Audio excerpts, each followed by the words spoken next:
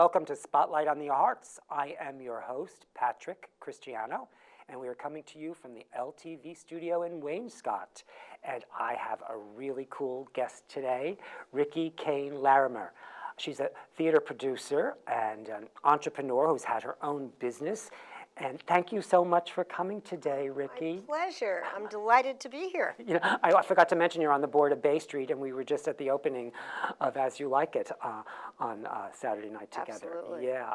So thank you again for coming. You know, Riki has had quite an incredible career. I want to talk first about your syndicated column, Wordy Gurdy by Tricky Riki.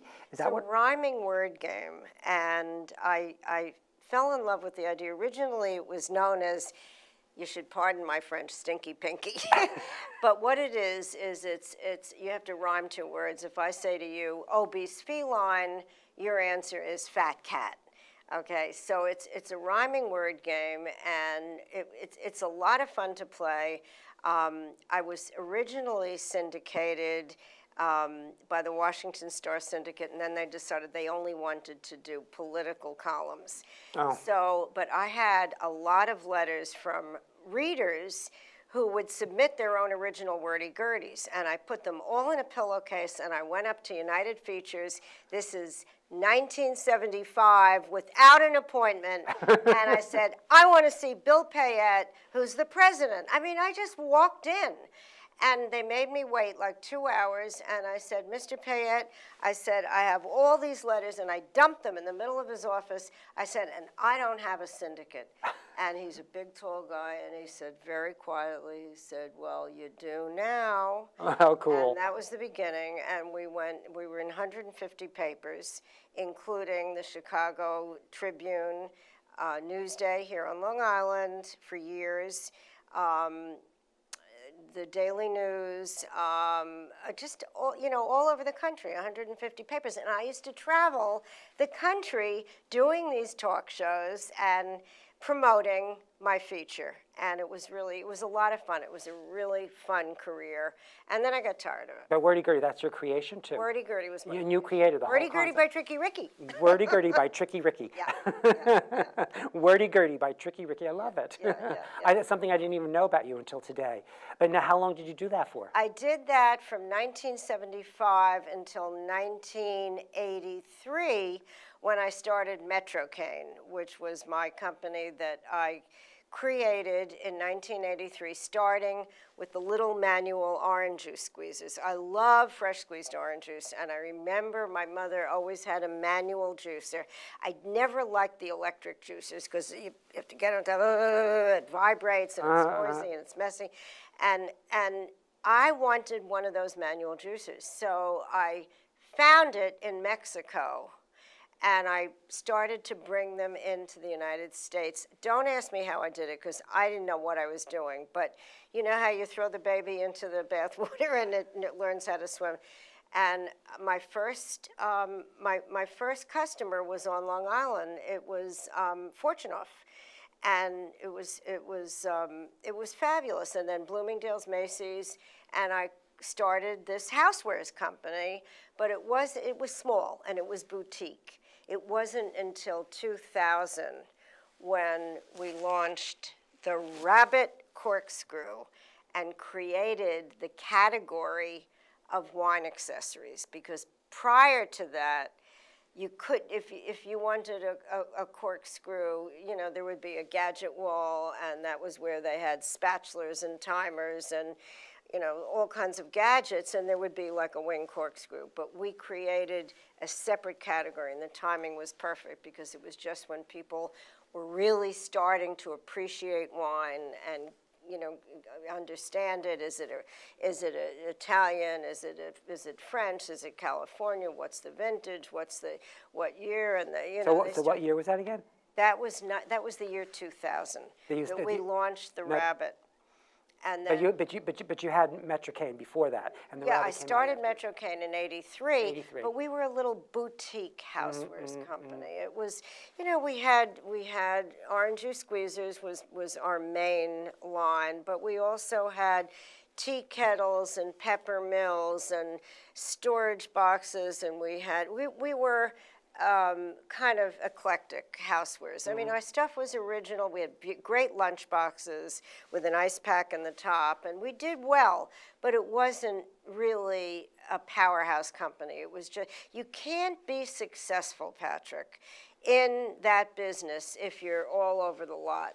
You need to have a niche. You need to have a specialty. Right, right. And it took 17 years until we found out who we really are, which was wine accessories. But also the timing was perfect because The you came out with timing was something perfect. when you needed special products for wine, and people had a source Right, to find and it. at the peak, we had over 250 different SKUs.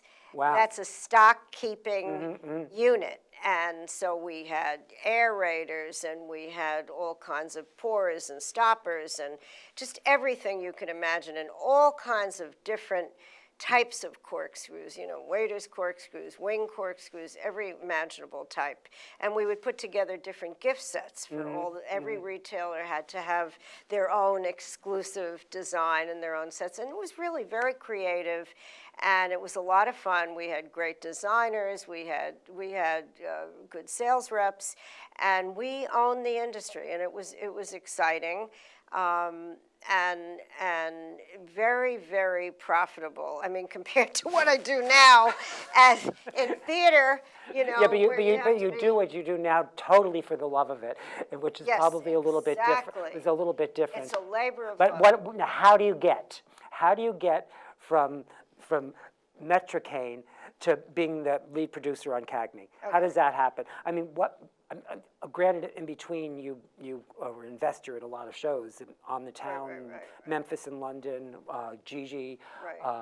But A lot of shows. A lot of shows. A lot But of now you're the lead producer on this hit show. It just closed after 14 months at the West Side Theater in New York City. And I saw it. It was Cagney. Cagney is should we show them some of the Cagney, and then we'll talk about it first?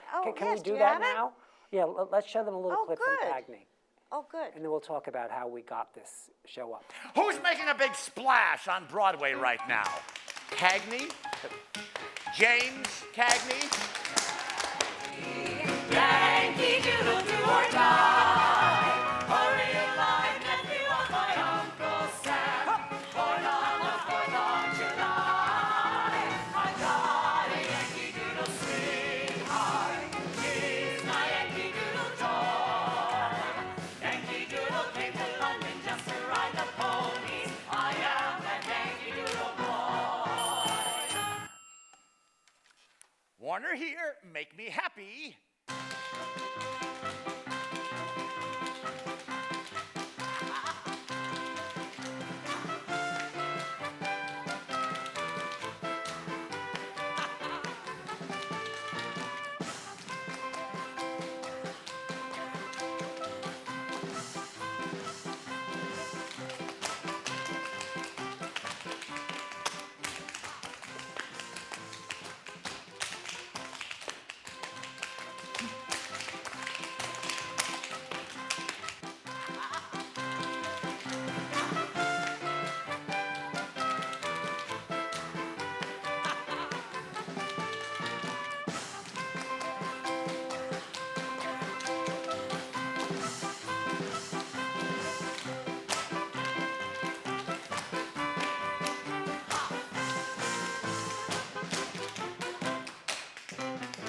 Ladies, gents, I'm a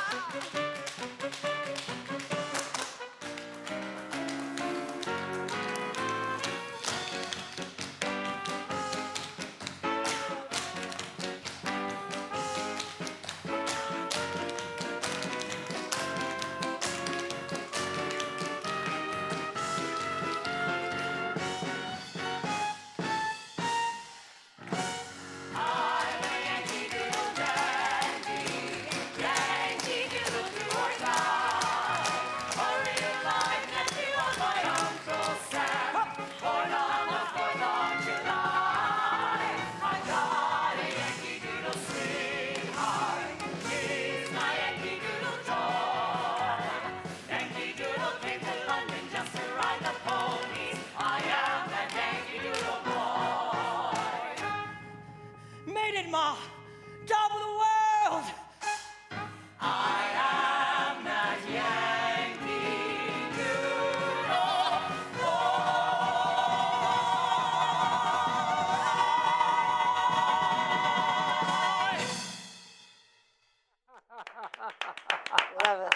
terrific. It's Every time I see it, I fall more in love with it. uh, I must have seen it 150 times. he is phenomenal. I mean, well, the production is wonderful, but he's the embodiment of Cagney. He I mean, is. he looks like him. He moves like him. When he was in acting school years ago, his teacher said, "You know, you really remind me of Jimmy Cagney."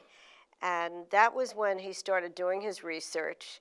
And he started to really get into it. And it started with a one-man... Robert Clayton. Robert Clayton. He wrote this little one-man show, Jimmy Cagney. And then he met Peter Colley, and he met Christopher McGovern, and they started to really create this Cagney show.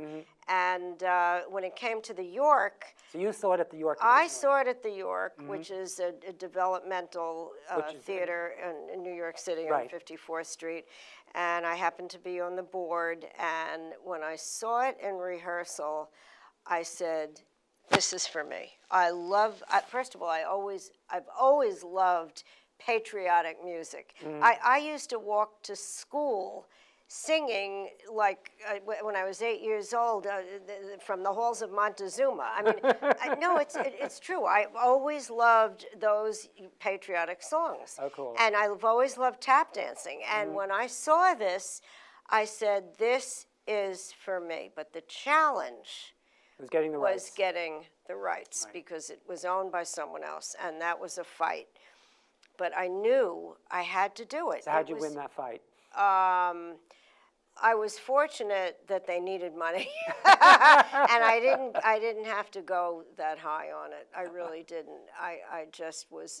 I instinctively knew that they were going to, and I knew they And weren't then going to go they didn't anywhere. have the money to take it anywhere anyway, so they didn't have the money, right? They didn't have the money to take it anywhere. You They bailed them didn't. out in a way. No, they didn't. So you really... But I raised a lot of money, and this is something I never did before because I really wanted the West Side Theater. And now people said, don't go to the West Side Theater because there's no elevator, and a lot of people who remember James Cagney are not 25 years old, and they don't want to walk the steps. But guess what? We had no problem with that. And, you know, people, we even brought people up in wheelchairs. I mean, we carried them up. We had a packed house consistently. We had such a success on way down there on 43rd Street, and it was just the most wonderful experience. The whole, as I was saying to you earlier, it's a team. I mean, we have great people, and I love my general manager, Laura Cronin. She's fabulous, and And your director, he's fabulous and too. my director, who you met, Bill Castellino, and Bobby and Chris McGovern. They're all really, really great and fun, and the cast is fabulous. What's fabulous is it's a really upbeat, wonderful evening at the theater. You come out feeling good to be alive. You come out feeling good, but it's also a great story, and there's also conflict there between Jack Warner and Jimmy Cagney, Yeah. because there was a love-hate relationship that just over the years it was very powerful. Jimmy Cagney always wanted to be a song and dance man, and Jack Warner wanted him to be a tough guy, Right. because those were the movies that were making money. Right. That was what was selling. Right. And at one point, Jimmy Cagney just left Warner Brothers and tried to start his own studio with his brother. And you cover all this in the play. Yeah, it's I mean, all it in all the comes play. out. It's really cool. But you know, my father, by the way, Cagney was his favorite actor. So I Oh, knew really? a lot about Cagney. So coming to your show, I was like, it was filling in the pieces that I had missed as a kid. It enlightened me in a whole different kind of way. And my very good friend, who became my friend after Cagney was underway, this woman, Katie Edelman Johnson, whose father, Louis Edelman, wrote and produced White Heat. And that was one of Cagney's great successes. That's where the I line, remember "Made it, Ma, top of the world," comes from. Uh-huh. And so she's on the board of the Actors Fund, and she's in New York. She lives in LA. She's in New York every 6 weeks. And she has seen Cagney 18 times, and every single time she cries. And also Ann Archer, the actress who's in Fatal Attraction, she was the wife. Oh, yes. Beautiful actress. She got an Academy Award nomination for that. Her father, John Archer, was also in White Heat, and she came to see it, and she sat near me, and she was crying because there's so much emotion attached here. But it's not. I mean, it's emotional, but it's fun. It brings out, you know, you're happy, and you're also rooting for him because he's head of SAG, and he's a union man. Well, it ends up with a positive resolution, is what I'd say. It has a positive resolution at the end. But now you're going to take this to L.A. for 3 weeks, is it? 3 weeks? Yes, I'm taking it to L.A. I wish it was longer than 3.5 weeks. We're going to be at the El Portal Theater, which has been renamed the Debbie Reynolds Main Stage. And we're very excited about it. The previews are October 5th, 6th, and 7th. We open on the 8th, and we finish on the 29th. Bobby Creighton, our star, is in Frozen, the new Disney show, in Denver, and he finishes at the end of September in Denver. So he has a window before he starts Frozen in New York City. So that's where we're just inserting. So he literally has about a 3-week window only, right? No, he actually has 3 months, but we can only get 3.5 weeks in LA. Oh, at the theater, you can only get the theater. But we're taking the whole New York cast, and it's going to be exactly the way we did it in New York. The sets, the costumes, everything.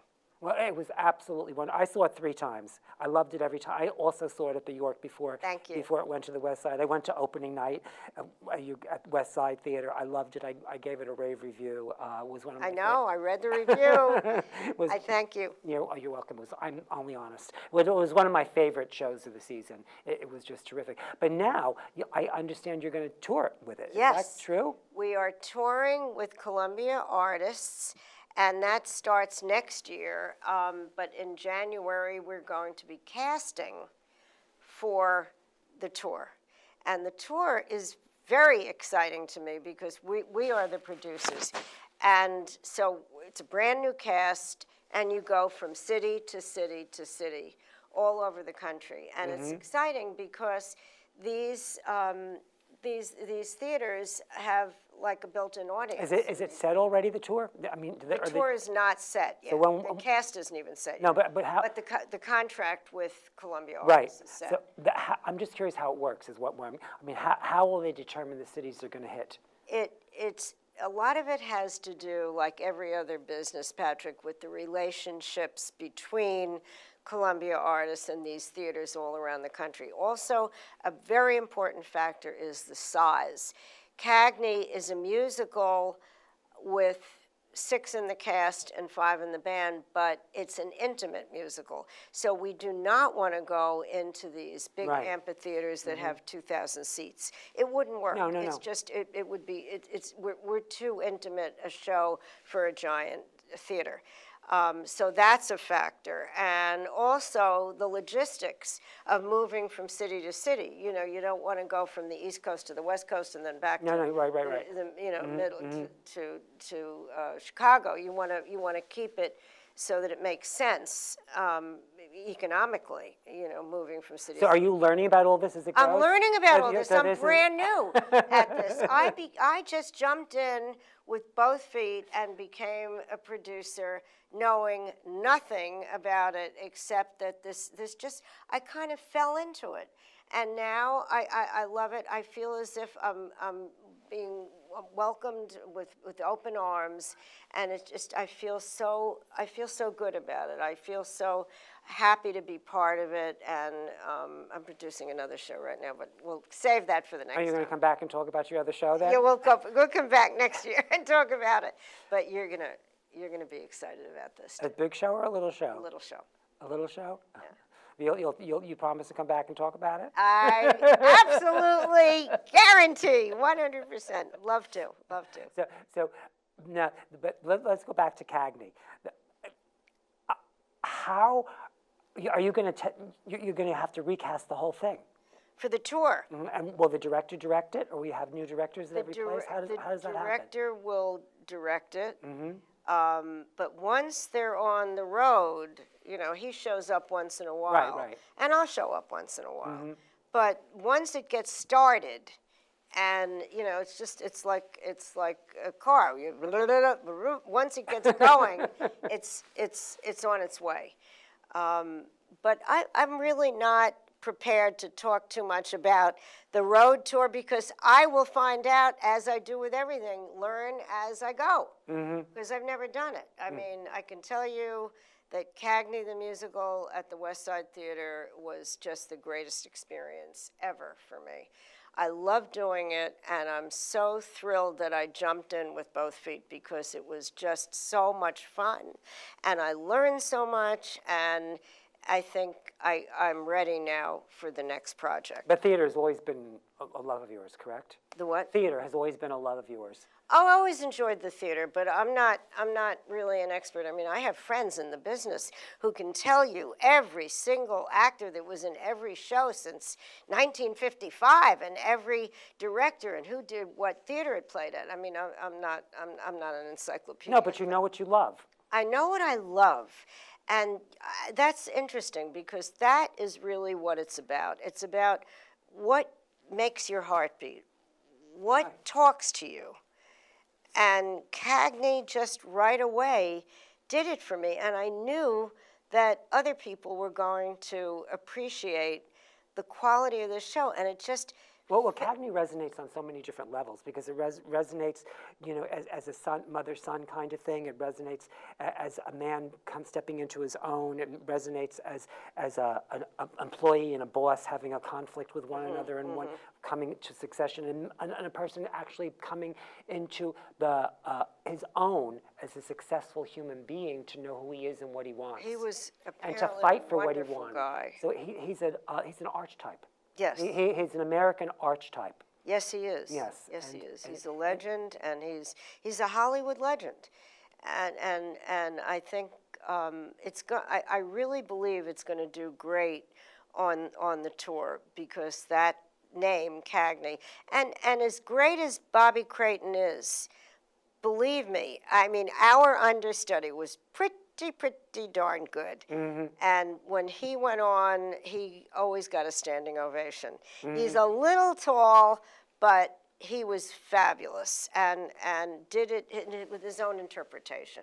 Right. So I'm very confident that we're gonna find another great Cagney and maybe more than one. You know, we don't know.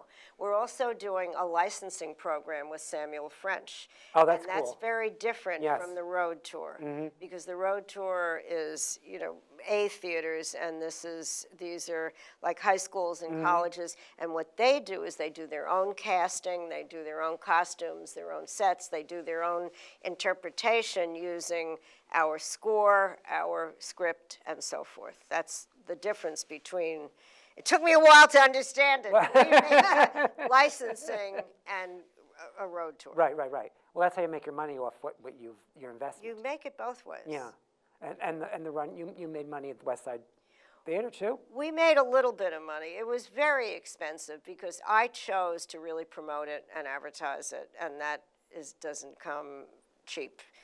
But it was worth doing, and we did make some money, but not a fortune because tourists in New York really prefer to go to Broadway.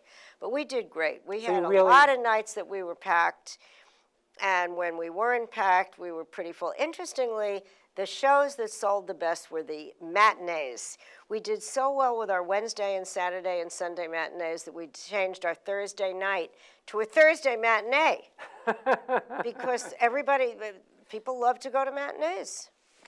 Well, we're getting short on time. Okay. I'm just curious. Have you thought about? I know the things didn't work out to do HD, the I was Broadway very HD. disappointed But about have you that. ever thought about actually doing a film version of it? Well, you know what? Let's see what happens in Hollywood. That is a movie town. If anybody knows how to make a movie, it's out there.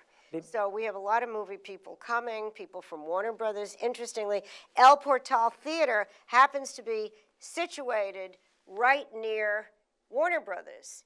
So Oh, so Here we are, a show about the movies and about Jack Warner, and we do have people from Warner Brothers coming and from all different worlds of movies. So let's see what happens. You So it's a- never know.